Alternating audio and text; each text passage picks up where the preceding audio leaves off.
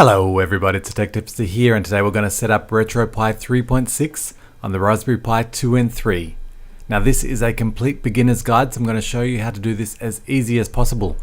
If you are a more advanced user, I'll point you to links and resources along the way to help you get more out of your Retropie install. So let's not waste any more time and take a look at what we're going to cover today.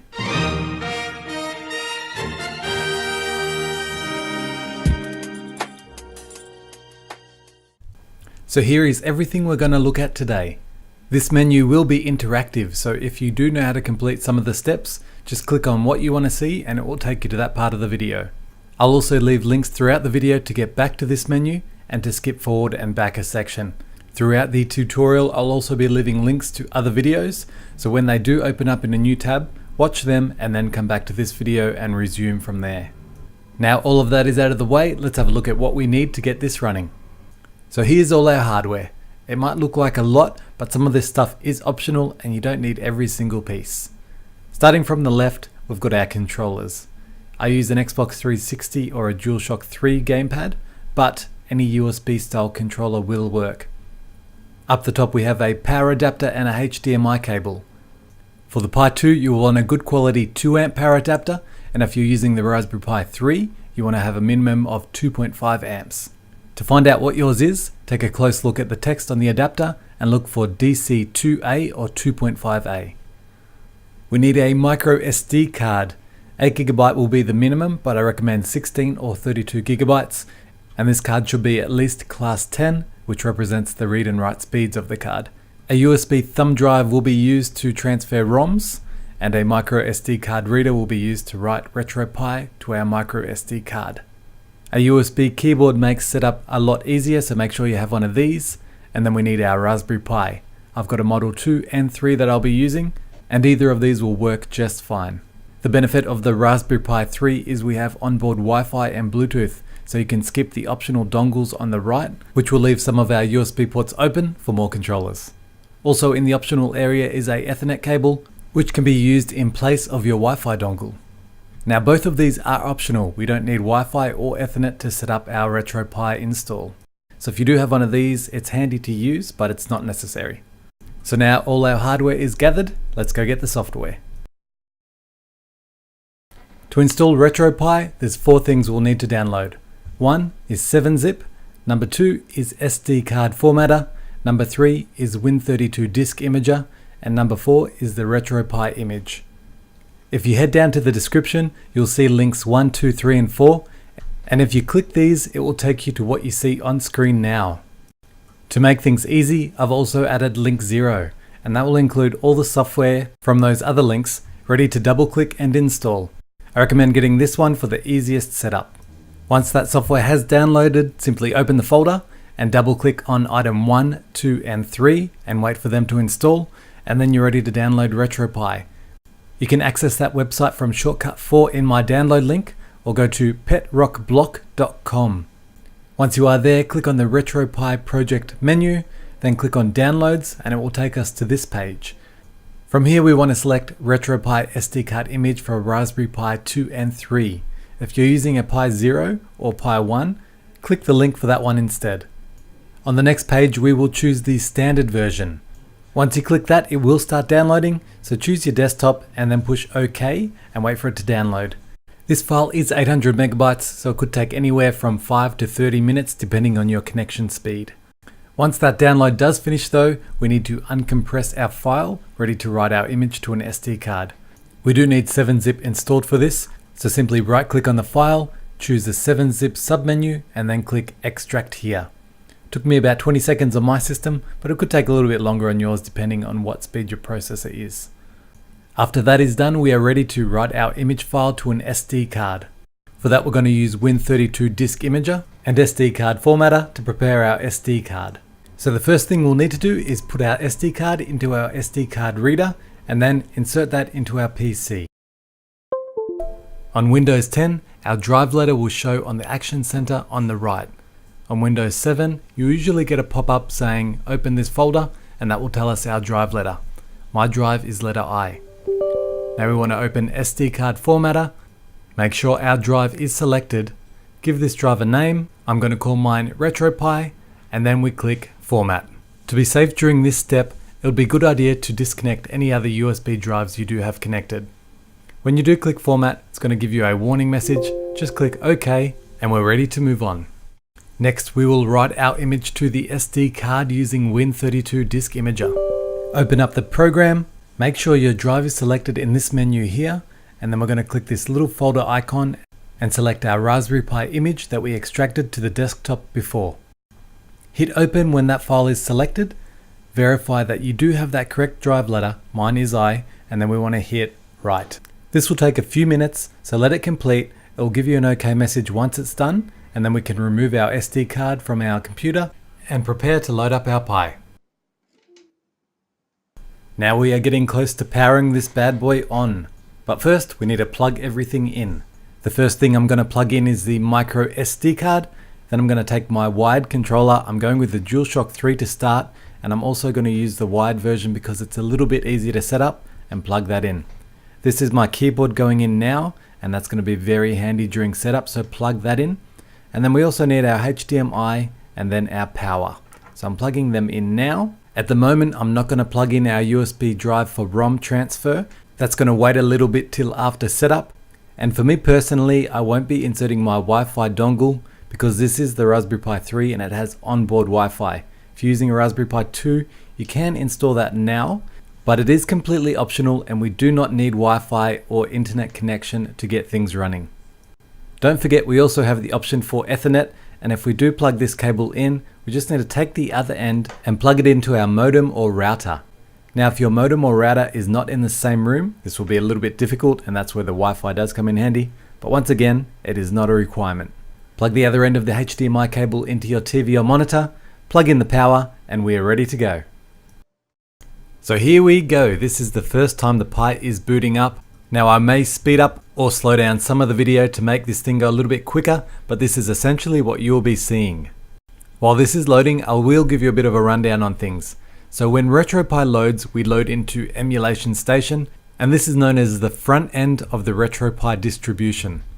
In the back end, we have the terminal, and we'll sometimes access that to edit advanced settings or maybe change some configuration files. Emulation Station is not specific to Retropie. You can type that into Google and you can download this front end for your Windows or Linux PC if you like. When I refer to the terminal, it's actually like MS-DOS but on Linux. So we will be learning to use some Linux commands, and you can transfer this to other distributions like Ubuntu. Now Emulation Station has loaded, we need to configure our keyboard, so just hold enter until you see this screen, and then let's configure the keys.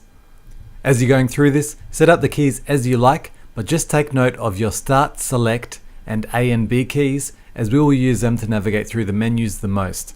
When you get down to these analog stick sections, just set whatever you like. They're not as important unless you want to try and play analog stick style games on your keyboard, which I do not recommend. If you do want to skip configuring some of these keys, simply hold Escape, and that will set them as not defined. If you do make any mistakes, just wait till you get to the bottom and then use the keyboard arrows to go up and push A to select and remap another key. Once everything is as you like it, go back to the bottom to OK and push your A button. This will bring us to the Emulation Station main menu, but before we get excited and start looking around here, we will set up our gamepad. So what you want to do is push your start button again, for me that is enter. Go down to configure input and then push our A key.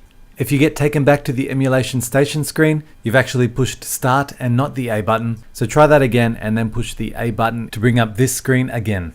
Now on a DualShock 3 or Xbox 360 controller, we'll need to hold our PS or Xbox button for the controller to be recognized. Hold this down and you're ready to configure your keys.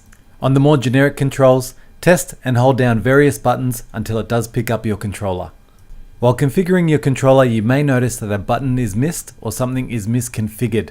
Don't panic if this happens, just keep going until you get to the bottom and then use your keyboard to navigate back up and select the ones which did not work correctly and then retry those configurations. Sometimes I've had to try this 3, 4, 5, maybe 6 times, and it can be a bit of a pain, but keep at it and it will eventually work.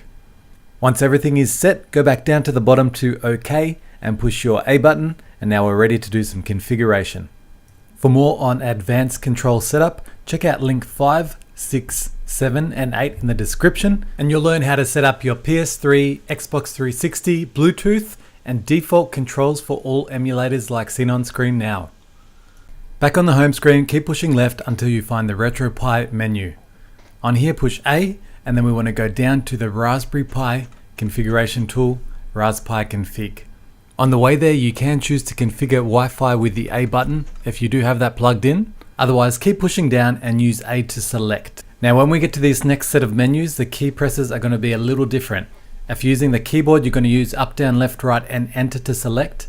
And if you're using your gamepad, you're going to use your analog stick to go up, down, left, and right. And your select button will act as enter. With Retropie 3.6, we don't need to expand file system because that is already done for us on startup. If you do have the Raspberry Pi 2, go down to the overclock menu and choose the Pi 2 overclock, which is the last option, and press enter. This will not work on the Raspberry Pi 3, so don't try that. Next, we're going to go down to advanced options and push enter there.